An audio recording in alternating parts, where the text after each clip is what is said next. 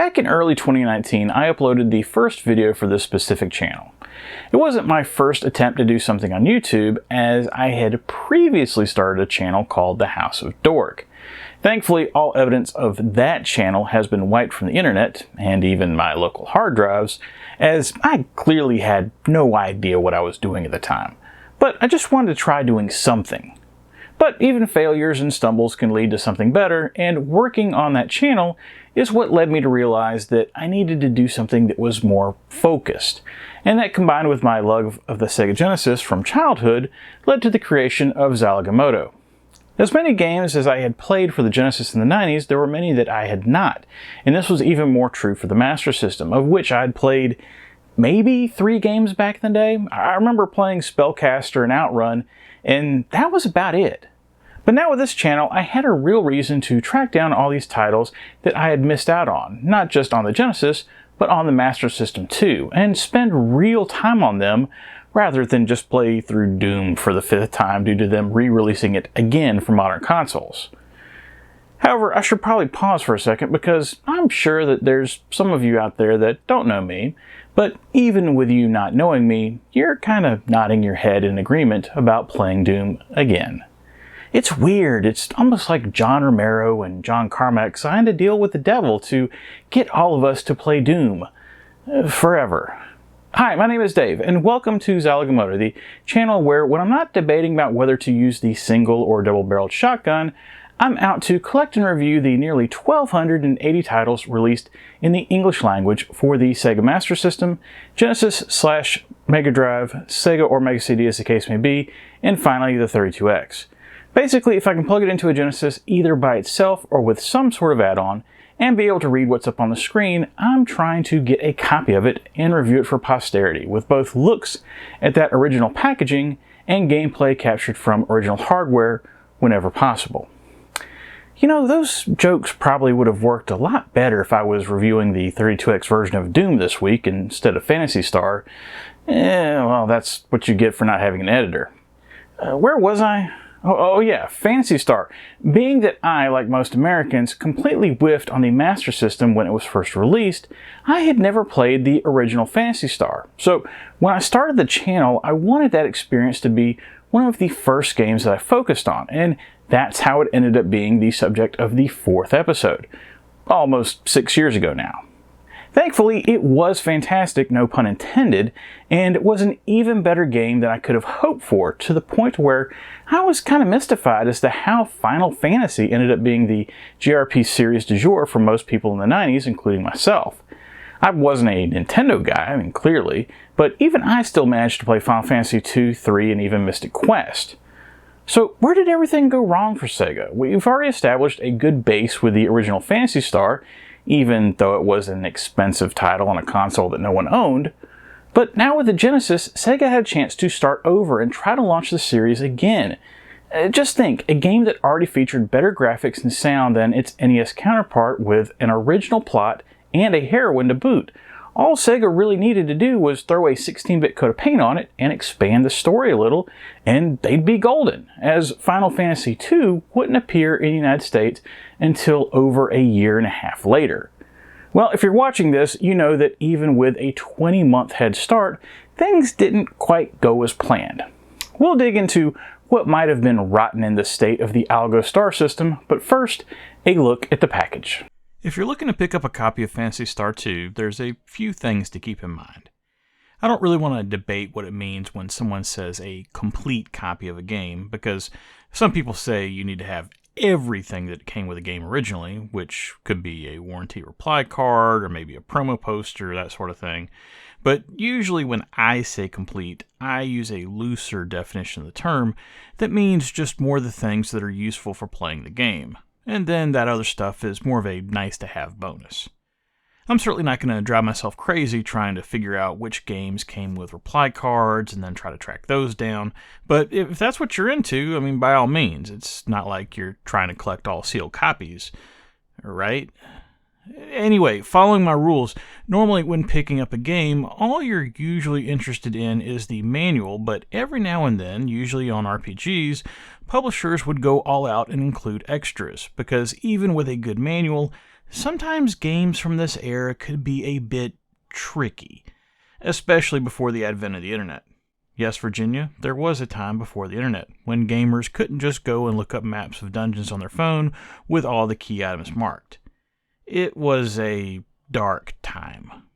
Having said all that, for Phantasy Star II, if you want what I would consider a complete copy, you're going to need to track down one with both a double-sided poster map and the official hint book, which may look somewhat familiar if you saw my review of Sword of Vermilion way back in episode 67, as it came with a very similar looking hint book. And again, this was included with the game, this wasn't available for purchase separately, so if you picked up a copy of Phantasy Star II back in the 90s, and they didn't include the hint book, you were probably in for a bit of a tough time. I think this particular copy is in pretty solid shape. It's not perfect, there's some edge wear on the inner cover, the hang tab has been removed, and the hint book and map have definitely been used, but at least the gang's all here. I'm definitely holding on to this copy, but if you want one for yourself, I'd budget somewhere between $150 and $200, assuming you want the hint book and poster, as copies with just the manual can be found for much less. And as mentioned, with the advent of the internet, you don't really need those extras. Or do you? Moving on, as far as the front cover goes, this is definitely one of the covers that I think of as iconic in the Genesis library, especially when you're referring to the early days of the console. I think perhaps my only issue with the art here is that Rolf appears a bit old, but other than that, the use of color, the clear mixing and matching of fantasy and sci-fi, and a badass logo that carries over to the spine, it's just all, pardon the pun, fantastic. Europe basically got the same cover, so nothing to discuss there, but Japan got some solid art as well, with the front focusing on a more age-appropriate Rolf, and then Ney on the rear. While the Japanese art is decent, I've honestly got to give this one to the US version, although if you wanted to argue that the Japanese version was better because it looked closer to the character's appearance in the game, I'd at least understand where you were coming from. Flipping over the back, and we've got the standard early Genesis formatting of a large screenshot with two smaller ones below, and then flavor text on the side. Normally, I'd have an issue with none of the three shots being of combat since you spend so much time in it, and especially the large screenshot being just the title screen, but that art is so good it's hard to be mad at it. As far as the flavor text goes, I think it's pretty solid and actually teases a lot of things that happen in the game. It's not just a bunch of generic sword and sorcery tripe, which is good because I could see a kid reading some of this stuff and being like, Mother Brain? Carbon Suit? Kane the Wrecker? Biomonsters? This game sounds cool! As mentioned, not only do we have a manual here, but we've got the two-sided poster that has a map of planets Moda and Dezo that isn't fully detailed, but at least is a nice general reference. And then the other side gives a quick reference to all of the spells in the game and a good portion of the available equipment. The spell portion is especially nice to have because frequently one of your characters will level up and be awarded a new spell, but without this or the manual, you're going to have a tough time knowing what that shiny new spell does, and I'll talk more about that later on.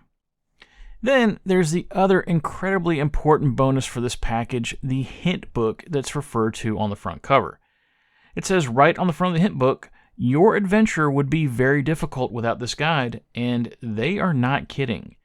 The hint book essentially leads you through each of the towns and dungeons in the order that they would recommend that you visit them, and that is almost more important than the information listed about said towns and dungeons, although that's pretty helpful as well.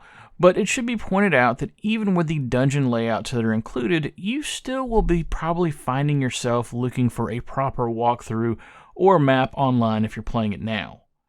But back then, it was a godsend to be sure. Finally, there's the actual manual, and this particular one looks fairly untouched, probably because the previous owner was using the hint book and map instead. However, I have to say, at least from a how to play the game perspective, the manual does do its job, and while not everything is quite spelled out specifically, if you had at least this in the cartridge, you might have a prayer of finishing the game, assuming you had enough time and patience to wander around the map to figure out the game for yourself. While in 2024 it's a different story, back in the day, if you're going to be successful playing the game, you needed this manual, especially if you hadn't played an RPG before. Okay, that's the overly long look at the package. Let's talk about the game itself, because I've got some thoughts. When discussing the Phantasy Star series, especially in the 8 and 16-bit era, there's going to be comparisons to Final Fantasy. It's almost unavoidable, with Phantasy Star being the preeminent RPG series on the Sega platforms, and Final Fantasy for Nintendo. I'm going to try to not dive into that too much more than I already have in this review, because comparing the two isn't really the point of this video, but I will mention Final Fantasy where it makes sense to.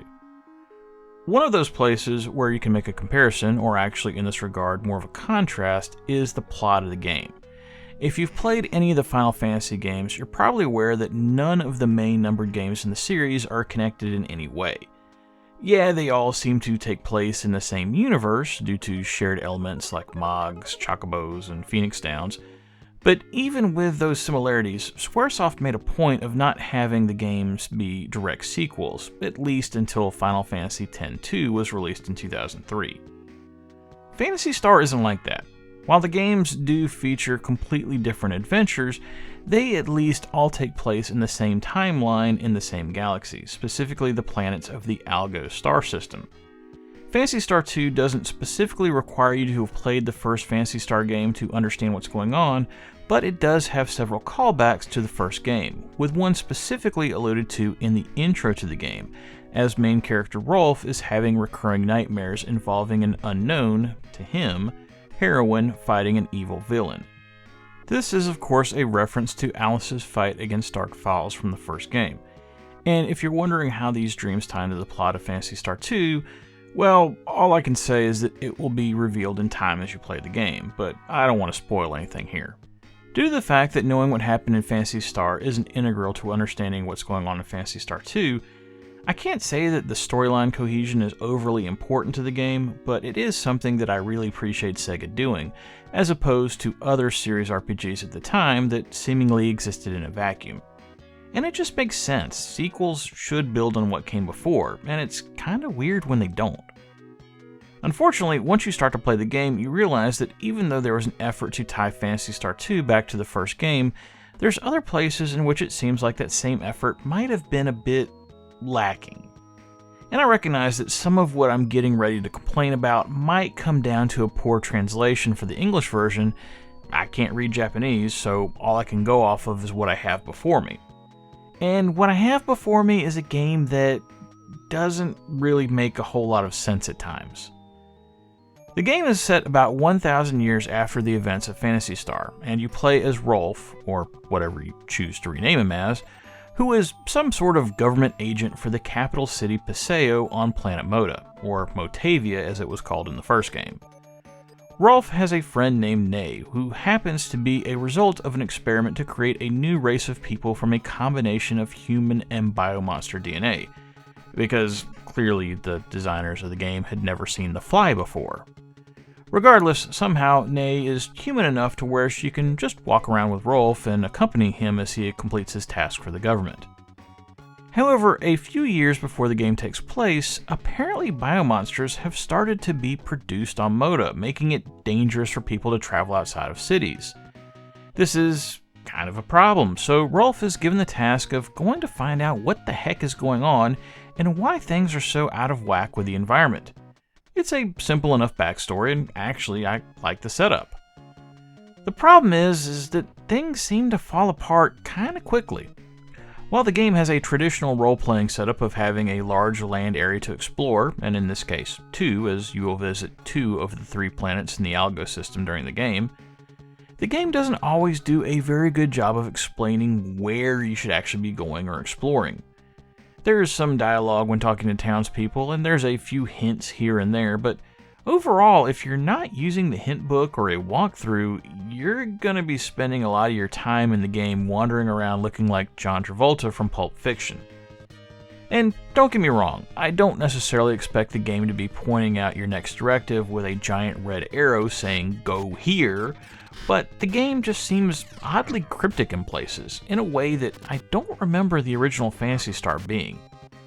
I think the worst offense was a dungeon where I was trying to only use maps to help navigate without actually reading the hints, and I was stuck for probably 10 minutes before breaking down and figuring out that you had to walk outside of the wall to progress. Had there been a hint somewhere that alluded to this, it would have been a nice little aha moment that showed the developers being clever, but as was, it just made an already difficult game all the more frustrating. As you stumble your way through the game, either by using a guide or running your head against the wall, you'll find another odd way in which the game progresses, and that's how you get new party members. In Phantasy Star II, you will now gain more than just your traditional 4 party members, and to the developers' credit, they did a good job of making each of the characters different and giving them individual backgrounds and talents that might make them more useful in certain areas or have unique skills, and using them may be the only way that you can beat the game. Sure. I like this system and the variety that it adds to the game, especially as an upgrade from the original Phantasy Star.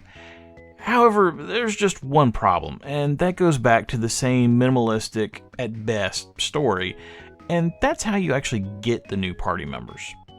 As mentioned, you start out with Nay, your trusty companion that seems to level up twice as fast as everyone else, which should be a giant red flag to anyone that's ever played an RPG. I say should because let's just say I might have messed up a certain situation involving her and having important items. Pro tip, don't give Nay any items that aren't easily replaceable, like say a Visiphone. But what about the other 6 possible members of your party? Do you possibly meet them in various cities around Moto, maybe after helping them solve some issue related to their town? Hell no. Well, technically, having them added to your party does involve visiting the other places around Moto, but instead of having them join your party as part of the story, they just show up on your doorstep, much like Cousin Eddie with a full shitter. It's awkward, forced, and it's really hard to have any kind of relationship with the characters in this way, meaning that chances are you'll probably just choose the 3 best characters for your playstyle the entire game, and leave the others at home to rot. Okay, so I've kind of beat to death that the story portion of the game is a bit rough, even though there's some things that I like, such as a pretty intense hostage situation early on in the game, or the appearance of characters from the first Phantasy Star. Well, what about the playing part of the role-playing game? Well, as mentioned in the intro, it took a while for me to play through the game, and of course, role-playing games, just due to how they're structured, are going to take longer to make your way through than, say, a platformer.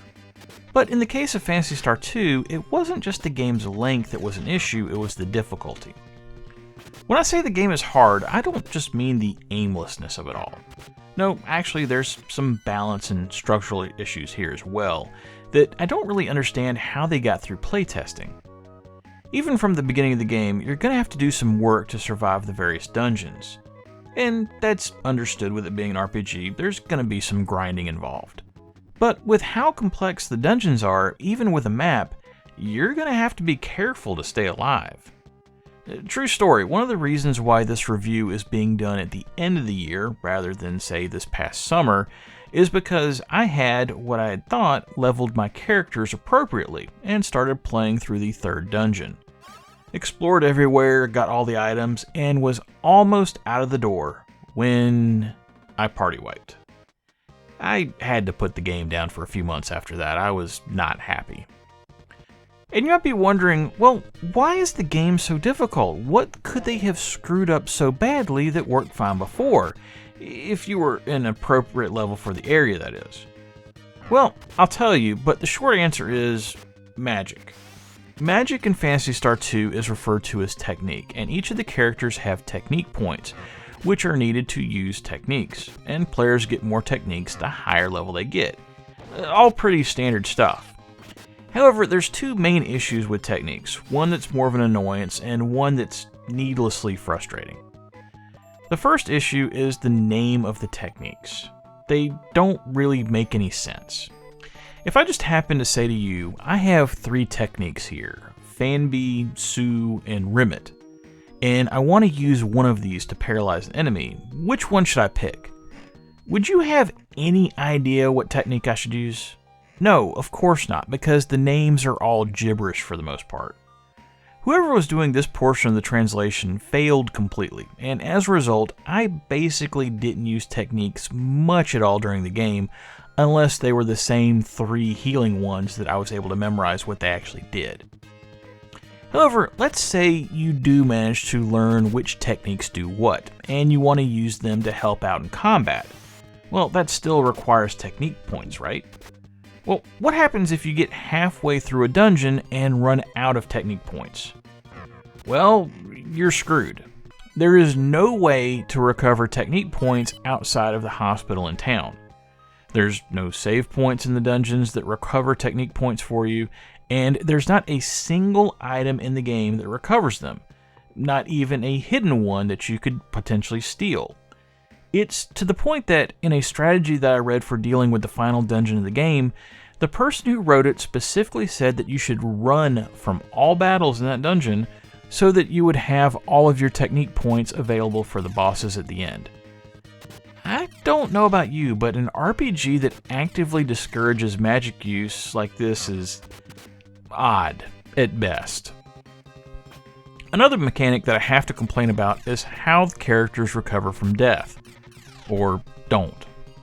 Much like how there's no item in the game for recovering technique points, there's no item that you can buy that resurrects characters. There is an item called a Moon Dew that will do it, but the only way to get one of those is to get sure to steal it from the item shops. But that's completely random, and you have to have a lot of patience to pull it off. And there is a technique called Rever that you get starting level 24 that will do it, but both of those things are only going to be available mid to late game. Can you imagine playing a Final Fantasy game with no Phoenix Downs? It's ridiculous, right? But that's basically what Phantasy Star II is saying should be acceptable for players, and it's just needless. One last odd design thing about the game that I have to bring up, and then I promise I'm going to move on to other elements of the game, is its complete lack of bosses.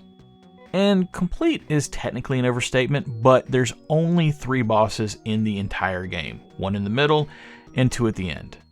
And that's it. Most dungeons don't have bosses, so you're essentially just walking through them to collect a few items, and then it's back out.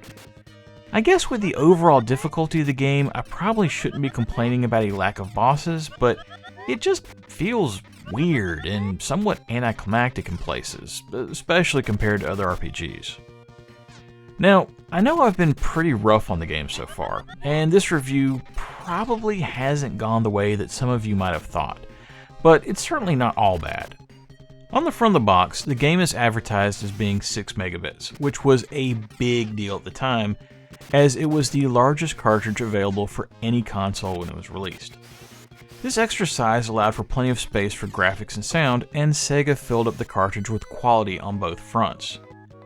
I've been trying to not do direct comparisons between Phantasy Star and Final Fantasy throughout the review, but one place I have to bring this up is in the graphics for Phantasy Star II. Simply put, the graphics in Phantasy Star II are far better than what's in Final Fantasy II/4. They just are. This is something that I'm not going to argue about with Final Fantasy fans, and if they're being honest, they're going to agree that Final Fantasy II/4 is kinda ugly, especially for a game that came out over 2 years after Phantasy Star II. Everything that Phantasy Star II does for graphics is done well. The overworld is probably the most meh looking portion of the game, but once you get into a town or a dungeon, things get more detailed and colorful. While there's no Mode 7 or any special effects that you might see on a Super Nintendo, the dungeons do have multiple layers, and I was completely not expecting to see a moving foreground layer in the Genesis game from 1989. The characters in the game are nicely drawn, not just as they're moving around, but also in the various conversations, as there's a clear anime influence to the portraits and cutscenes. But probably my favorite thing about the graphics is how large and detailed the enemies can be. And as well drawn as they are, almost all of them also have related animations, so you're not just fighting a bunch of pop-up cutouts. In research for the review, I read that Phantasy Star II was originally planned for the Master System, and I just don't see it. This game clearly looks like a 16-bit title, even for its relatively early release date. The music and sound in-game isn't quite as impressive as the graphics, but it's still really good. I won't lie, I did end up muting the game at points when grinding, but that was only after playing it for about 30 hours or so, and I just had to listen to something else to distract myself from the repetitive nature of what I was doing. Had the game existed in the version that's presented on the Genesis Mini 2, which is apparently tweaked to be a little bit less grindy, I probably never would have done that and continued to listen to the in-game audio, which is saying something considering just how much time I put into the game. About the only thing I can come up with to complain about as far as the audio is concerned is that they could have used a few more sound effect samples to be used during battles, so that you don't just hear the same smashes over and over again. And there's times when the dungeons will have melodies that are a bit haunting and subdued, and then all of a sudden you're transported into battle and everything's upbeat. It can be a bit jarring at times. The Phantasy Star series as a whole never got to the same heights as Final Fantasy. I don't think that's exactly a controversial statement. But after playing the first game for the channel, I was always curious as to why, with the first Phantasy Star game being much better than the original Final Fantasy. Was it simply just a matter of Nintendo being more popular at the time than Sega, I thought? Well, after playing Phantasy Star II, I think I understand. As great as this game is technically, and it is great, it's also very flawed. And unfortunately, shipping a nice hint book and map isn't enough to fix some of these flaws. When I was going through all the design issues earlier, I didn't even mention the part about not being able to target specific enemies. And when that's a small enough issue that I'm mentioning it as a footnote to the other problems, you know that things didn't go well. After taking everything into consideration, I'm giving Phantasy Star II 3 stars. I think it's definitely a must-play for RPG fans, but don't be surprised if you end up frustrated and confused at points. It's just how the game is. And that's it for Phantasy Star II and reviews on the channel for Season 6. I'm really glad that I finally got around to doing the review for Phantasy Star II, even if it was ultimately a bit disappointing. And I promise it won't take nearly as long for me to review Phantasy Star III. Phantasy Star III is actually the only classic Phantasy Star title that I had played before starting the channel, but honestly, I only have the most faintest memories of playing it, which I guess is what happens when it was 30 years ago and I just keep getting older. Hopefully that one holds up a bit better, and this time around I'll have the official strategy guide to guide me through it, so that's nice. Next time on the channel, it's one of my favorite videos to do every year, and also one of the most intensive due to the amount of editing required, and that's the end of the year wrap-up video, where I go over the state of the channel, discuss the games that we looked at in 2024, and some top 10 lists and awards as we try to list the best and worst games that I've looked at on Zilog and Moto thus far. Hopefully we'll have that ready for you to enjoy on New Year's Day. Fingers crossed that life in general takes it easy for the rest of the holidays. Well, that's it for Zilog and Moto episode 265. If you liked what you saw here and want to see more, please think about liking and subscribing if you're so inclined, as it will help more people see these videos. But most importantly, whatever you like to play, have fun and be excellent to each other. Later.